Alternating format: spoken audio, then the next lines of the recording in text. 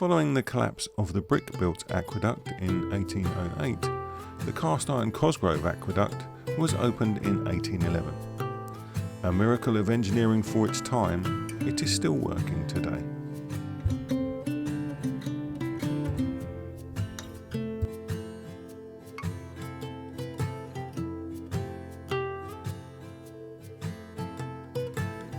We will start here at the Galleon pub. It was built in the early 19th century along with a wharf by the bridge to serve canal traffic. The wharf was built to allow loading and unloading on the Grand Junction Canal, now the Grand Union Canal, where goods could then be transferred onto the Stony Stratford to Newport Pagnell Turnpike Road. Known originally as the Wharf House, the pub was renamed the Locomotive Inn with the coming of the railway, and then the Galleon in 1939.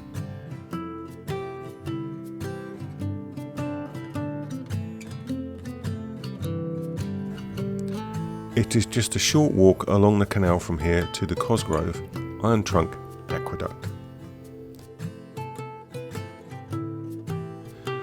The structure has two cast iron trough spans, is 15 feet wide, 6 foot 6 inches deep, and 101 feet long. The canal surface is about 40 feet above the surface of the river. And standing up here on the aqueduct can be quite disconcerting. Whilst I was here, I bumped into Mark, a fellow YouTuber. If you'd like to know more about life on a narrowboat, please take a look at his channel, Northern Soul Boat Life.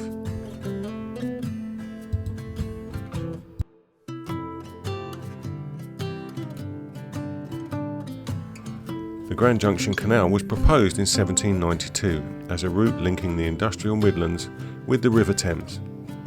The first meeting taking place in the Bull in Stony Stratford, work was begun in 1795 under the direction of engineer William Jessup.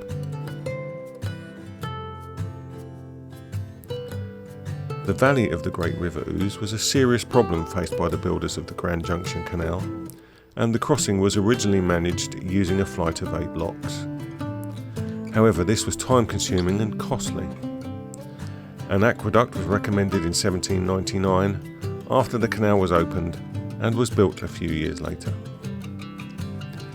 A massive embankment was needed to carry the canal over the floodplain, together with an aqueduct over the river itself.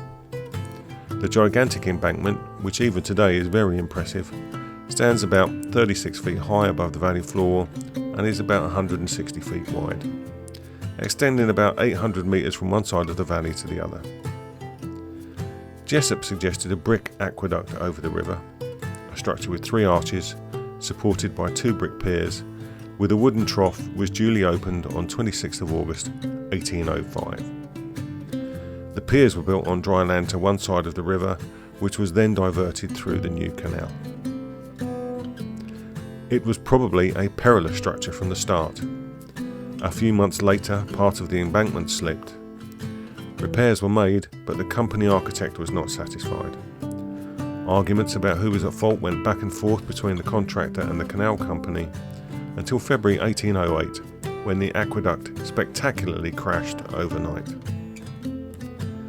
A subsequent investigation attributed the aqueduct's failure to poor workmanship on the part of the contractor. The legal dispute with the contractor that followed was settled in the company's favour, with damages being awarded for loss of trade and the cost of the replacement. As a temporary measure, the lock system originally installed was brought back into use. The Heritage Trail makes its way along the line of the old temporary canal, and some of the old lock equipment can still be seen there. Benjamin Bevan was given the task of designing a permanent replacement. Telford's cast iron trough aqueduct at Pont Casalte, I apologise if I have the pronunciation wrong, had by now proved itself, and Bevan adopted this construction for his structure, although the Ouse aqueduct troughs had to be substantially larger and stronger due to the Grand Junction Canal's extra width. The iron units were cast at the Ketley foundry in Coalbrookdale, transported to Cosgrove by canal and assembled and erected on site. It was opened in 1811, and during its long life, Bevan's iron aqueduct has experienced only 2 stoppages for maintenance, in 1921 and 1986.